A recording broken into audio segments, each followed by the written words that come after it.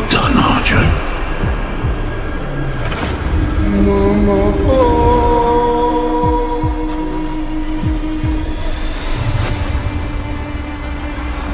क्या प्रभास की कल की 2898 एडी भारत में नहीं बल्कि जापान में भी धूम मचाने के लिए तैयार है?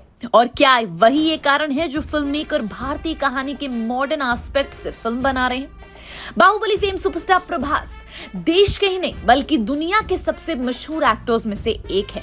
जापान में तो उन्हें लोग काफी पसंद करते हैं। बाहुबली की दोनों ही फिल्में जापान में खूब चली थी, जिसके बाद सालार को भी जापान में खूब प्यार मिला। प्रभास जापान में भारत के सबसे कामयाब एक्टर भी हैं। अब एक बार फिर प्रभास जापान में छाने को तैयार हैं। उनकी फिल्म कल की 2898 एडी अगले साल जापान में रिलीज होने वाली है। पर अब अपडेट ये सामने आया कि जापान में कल्कि के रिलीज से पहले प्रभास खुद वहां जाकर अपने पिक्चर का प्रमोशन करेंगे। साथ ही कल्कि की टीम भी उनके साथ होगी। लेकिन आजकल मेकर्स कल्कि जैसी फिल्में क्यों बना रहे हैं, ये मेन सवाल है। जो बता दे, इसके कई रीजंस हो सकते हैं, जैसे नए ऑडियंस को आकर्षित करना।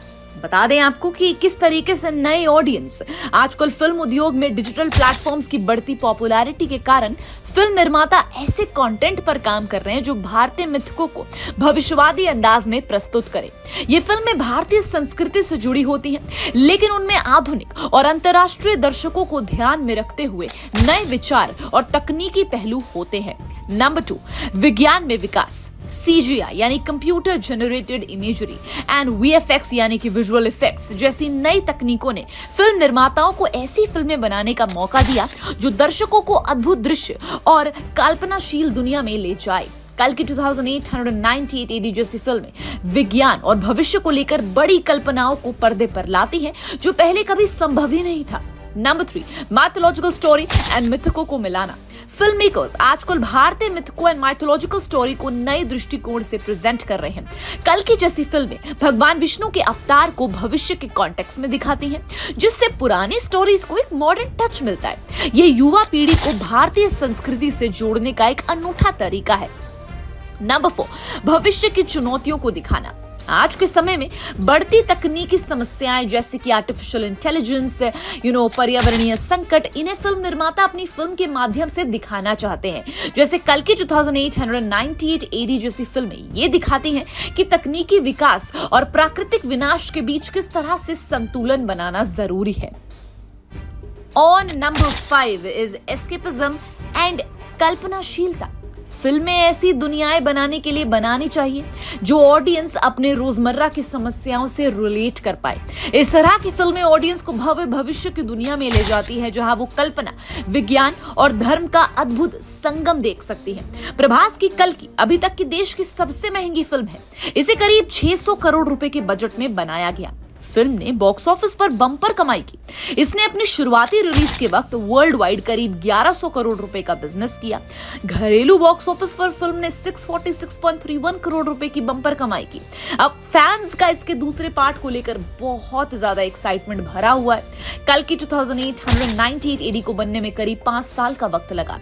अगर हम बात करें इसके पीछे का रीजन का, तो इसके पीछे का रीजन है ग्राउंड ब्रेकिंग विजुअल इफेक्ट्स, जिसकी जरूरत कल्कि की दुनिया के लिए थी। फिल्म की कहानी के लिए नाग अश्विन ने महाभारत से प्रेरणा ली थी। ऐसा कहा जा रहा है कि इसका सीक्वल कहानी को अब आगे लेकर जाएगा, लेकिन माइथोलॉजी एंड भगवान वाली कहानियां थोड़ी ट्रिक वाली होती हैं। इस पर नाग अश्विन ने कहा, हमने जो कुछ करने का फैसला किया, जिस तरह से हमने किया, उससे ऐसी स्थिति नहीं आई। ऐसा नहीं हुआ कि हमें बहुत ज्यादा सतर्क रहना पड़े। महाभारत में जो लिखा है हमने उसे उसी तरह सीधा रखा था। डायरेक्टर नाग अश्विन ने बताया, हाँ, दूसरे हिस्से पर काम चल रहा है। जो पहला पार्ट फिल्माया जा रहा था, तब हमने पहले स्केड्यूल में इसके कुछ हिस्सों की शूटिंग की। करीब 20 दिनों तक शूटिंग चली, लेकिन प्लानिंग और सोच के मामले में अभी भी काफी लंबा रास्ता तय करना है हमें। उम्मीद है कि दूसरे पार्ट को पहली फिल्म की तुलना में पूरा होने और रिलीज होने में कम समय लगेगा। हालांकि अगर मेकर्स फिल्म को जल्दी बनाते हैं तो दीपिका पादुकोण के लौटने के चांसेस कम होंगे। डेफिनेटली हम सबको पता है she is going through a lot these days अपनी बेबी के वजह से, you know, all that motherly emotions जो वो भी फील कर रही हैं। बच्चे को जन्म देने के तुरंत बाद काम पर लौटना मुश्किल हो सकता है। ऐसे में या तो ये रोल खत्म करना होगा या फिर मेकर्स को दीपिका का इंतजार करना होगा। ऐसा कहा जा रहा था कि फिल्म साल 2028 तक आएगी, पर अब शायद फिल्म को उतना इंतजार ना कराना पड़े एंड फिल्म जल्दी ही आ जाए। वेल, आप फिल्म के लिए कितने एक्साइटेड है हमें कमेंट सेक्शन में जरूर बताइएगा। And till then keep watching Bollygrad studios. Become an actor in Bollywood. WhatsApp hi to 8828850088.